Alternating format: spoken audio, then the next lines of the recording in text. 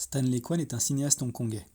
Son cinéma se démarque par une vision romantique et pertinente des tabous de la société chinoise, dont le cinéaste explore les paradoxes. Stanley Kwan construit son œuvre sur l'exploration de l'intime à différents niveaux. Il y a d'abord les structures les plus apparentes, la famille et le couple. Le cinéaste va montrer comment un couple se décompose et recompose dans Woman à travers les modalités des relations modernes et des rapports contemporains. Tout y passe, du cercle d'amis célibataires à la pression familiale. Les deux protagonistes sont pris entre ce qu'ils veulent et ce que l'on attend d'eux. Cela se traduit par des découpages du cadre ou des jeux de miroir qui mettent en évidence la dualité des corps sous la caméra de Stanley Kwan, mais aussi leur ressemblance. Il y a un jeu d'échange et de réflexion qui est également à l'œuvre dans Hold You Tight. Les personnages se croisent et se répondent comme dans un ballet aliénant et mélancolique.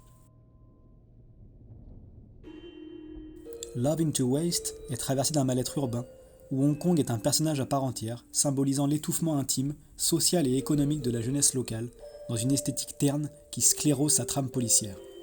La présence virile de Chow Yun-fat et la texture même de l'image, avec son épilogue flou et clinique, expriment le temps de la résignation et des désillusions qui touchent l'ensemble de la jeunesse chinoise. Chez Stanley Kwan, on se découvre à travers les autres, on découvre même parfois qu'on est l'autre. Le cinéaste joue avec les identités, aussi bien sur les différentes Chines, ou du moins la manière d'être chinois, que sur la sexualité. Stanley Kwan travaille à mettre en scène et à questionner sa différence intrinsèque en Chine en tant que Hongkongais, mais également en tant qu'homosexuel. Il va subtilement donner à penser ici ou là, par des signes, ce qui implique ses altérités intérieures à la Chine. Dans Hold You Tight, l'un des personnages qui vit officieusement son homosexualité possède une affiche énorme de City of Sadness de Hu Shaoxian. Le film du maître taïwanais relate une période cruciale qui a fracturé la Chine et l'identité chinoise. Ce n'est donc pas un hasard si le cinéaste montre plusieurs fois ce poster durant son propre long métrage, où il met également en scène un personnage taïwanais. Il évoque les fractures et les cicatrices intra-chinoises dans Lanyu, qui nous montre une romance homosexuelle avec en fond les événements de Tiananmen. Si le Happy Together de Wong Kar-wai aura autorisé une fiction explicitement gay dans le cinéma de Hong Kong, l'approche de Stanley Kwan est bien différente dans Lanyu. À la stylisation et dépaysement de Wong Kar-wai, qui faisait passer tous les soubresauts douloureux de la romance, Stanley Kwan fuit le maniérisme et la dualité avec le réel de ses films précédents pour nous plonger dans une Chine réaliste, cotonneuse et désolée, un pays en gestation de son faste économique à venir. La photo de Yang Tao façonne une imagerie blafarde où la sensualité, le romanesque, ne fonctionne plus comme auparavant par la construction d'un monde, mais dans une capture feutrée et sensorielle des émotions. Si Stanley Kwan est un cinéaste de l'amour et de la romance, c'est d'abord un cinéaste de l'amour de soi.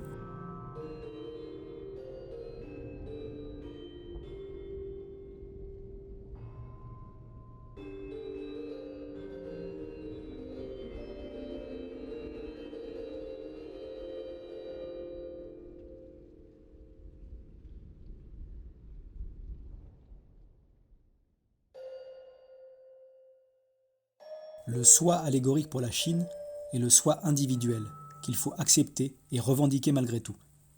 Dans Full Moon in New York, il nous montre la vie de trois femmes qui représentent trois Chines différentes et qui vivent à New York. Une femme de la Chine continentale, une autre de Hong Kong et une autre taïwanaise. Il filme d'abord leurs échanges comme des confrontations de langues, entre anglais, mandarin et cantonais. Puis nous montre que le seul moyen pour elles d'exister à tous les niveaux est d'accepter leur héritage, non pas de rejeter le mode de vie occidental, mais simplement ne pas renier les traces d'une culture commune qui a également une place dans la modernité que représente New York. Le cinéaste nous le fait ressentir à travers des difficultés particulières, comme les couples mixtes, l'homosexualité et la prise de conscience nécessaire de leur origine.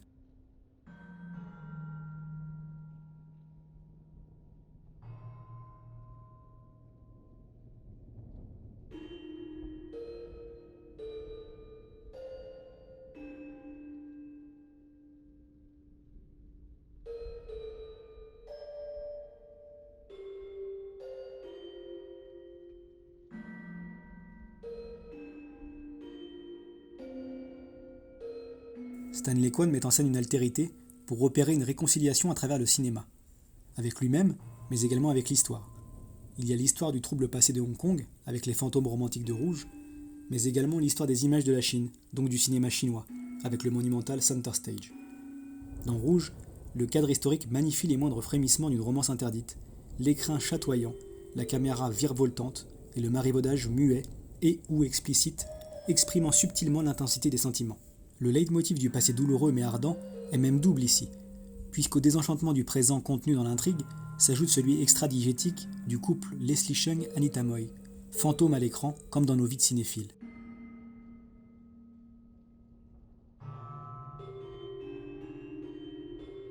Center Stage est un hommage à l'actrice chinoise Huan Lingyu, qui a fait les grandes heures du cinéma de Shanghai dans les années 30. Son influence et son impact dans le cinéma chinois sont comparables à l'aura d'actrices comme Marlène Dietrich ou Greta Garbo en Occident. À travers une forme expérimentale, Stanley Kwan tente de réconcilier les images de l'âge d'or hongkongais, dont il est l'un des cinéastes, avec l'âge d'or du cinéma de Shanghai. Dans une moindre mesure, Wong Kar-wai suit également cette démarche, lui qui a grandi à Shanghai lorsqu'il fait In the Mood for Love. En donnant à Maggie Cheung la parole sur Huan Lingyu, il tente d'opérer une filiation qui n'a pas eu lieu à cause de l'histoire chinoise. L'impudeur envers l'icône passée est un moyen de capturer avec finesse celle en devenir dans un kaléidoscope captivant. Le cinéma vient donc reconfigurer la réalité pour mieux l'accepter.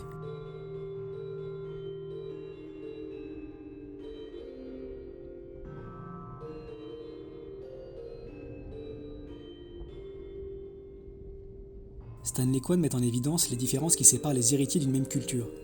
Il montre comment les différences ne sont que des artifices qui s'effacent devant l'universalité des émotions. Center Stage, par ce savant mélange, préfigure le documentaire Young plus Seeing, Gender in Chinese Cinema, explorant la figure gay dans le cinéma chinois. Les retours en arrière ramenaient constamment à une douleur bien contemporaine dans les œuvres précédentes, et l'approche cinéphile sert donc là aussi au coming out, face caméra de Stanley Kwan, allant au bout de son sujet. Les renvois du montage, le fétichisme d'une esthétique passée, se font à travers de vraies archives, tout comme le réalisateur se met à nu dans une savante et virtuose confusion des genres. Le cinéma de l'auteur hongkongais nous révèle les images d'une réalité obsolète, que peut-être le cinéma pourrait apaiser. Car en voyant les œuvres de Stanley Kwan, qui nous donnent à ressentir la difficulté d'exister avec les autres, on se rend compte que pendant tout ce temps, nous ne regardions que nous-mêmes.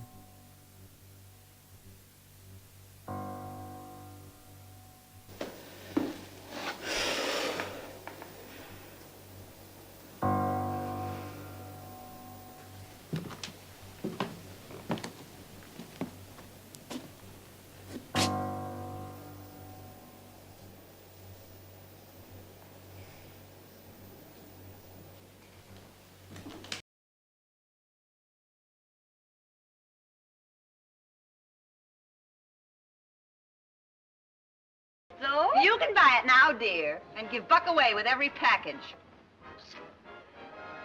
Well, girls, looks like it's back to the perfume counter for me.